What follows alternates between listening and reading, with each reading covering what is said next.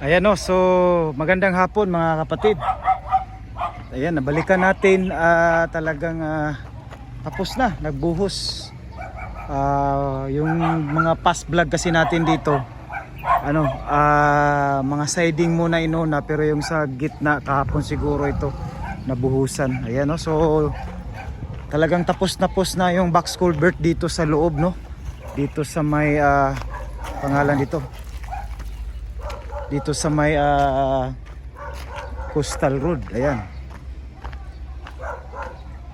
Ayan, no, matigas na. So ayan, no, ano na siya. Nabuhusan na siya.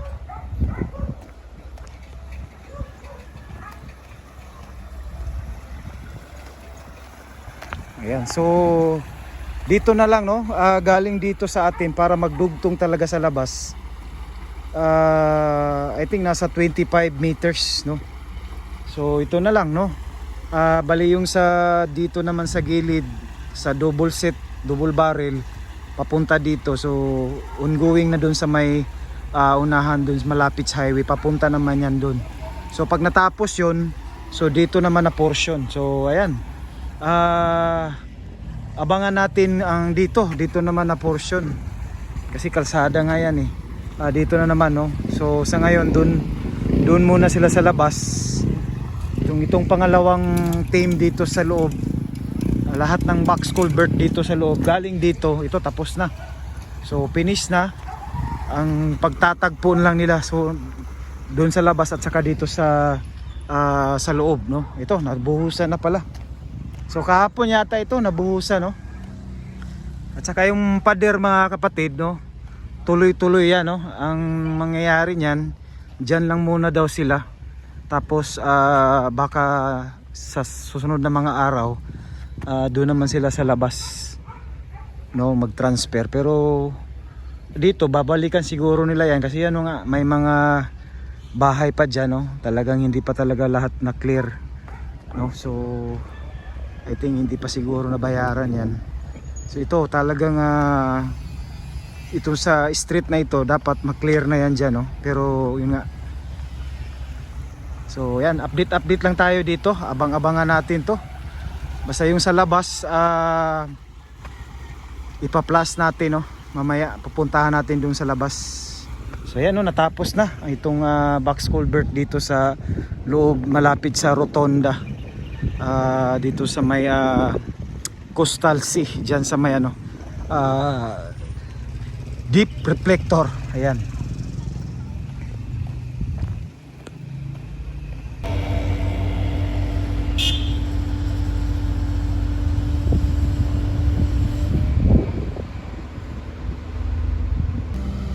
So ayan, no, nandito na tayo sa may labas, no, na naman na segment ng box culvert project. Ayan, no. Galing tayo dun kanina sa loob, dun sa may binuhusan.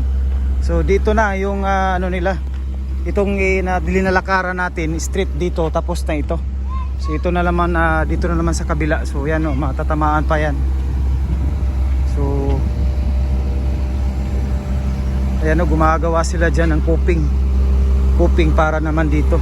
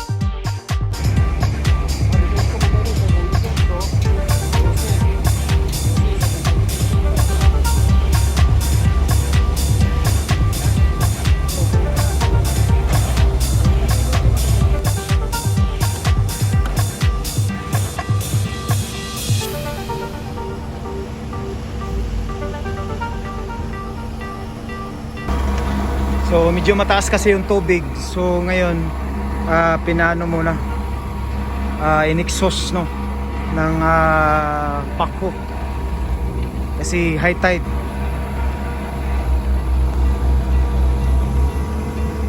Ito yung sa labas no na box culvert.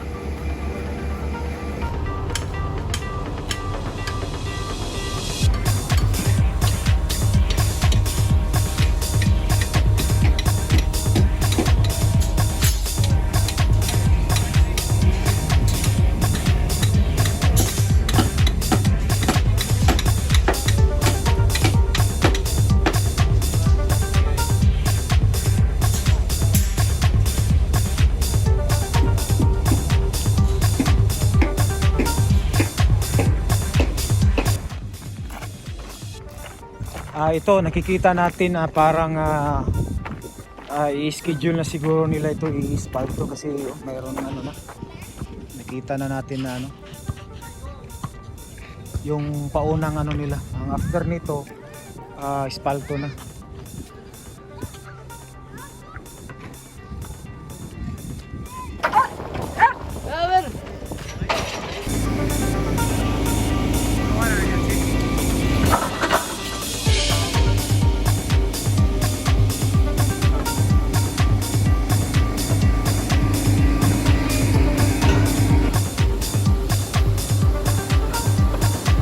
Nilagyan na nila ng sheet pile para tuloy-tuloy yung dito yung fence, yung wall.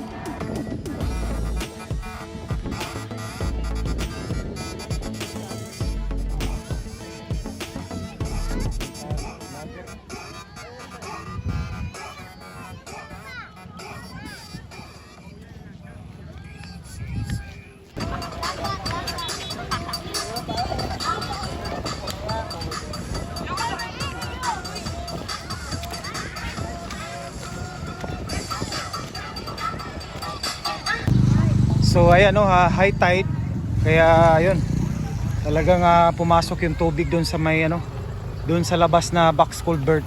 Nagbuhos pa naman sila ayun with overtime, so kailangan talaga itong tubig na ito mapigilan ito kasi nag high tide nga. So high tide kasi yun yung tubig pumasok dito, so nagbuhos naman doon, overtime sila. So kailangan talaga yung tubig hindi papasok dito, no?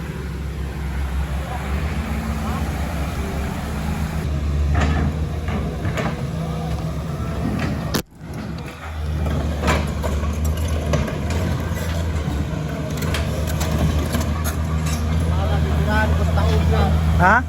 Tirahan basta ko na nagbuhos ng chlorine ito. Ayan nagtaob dun sa high tide na.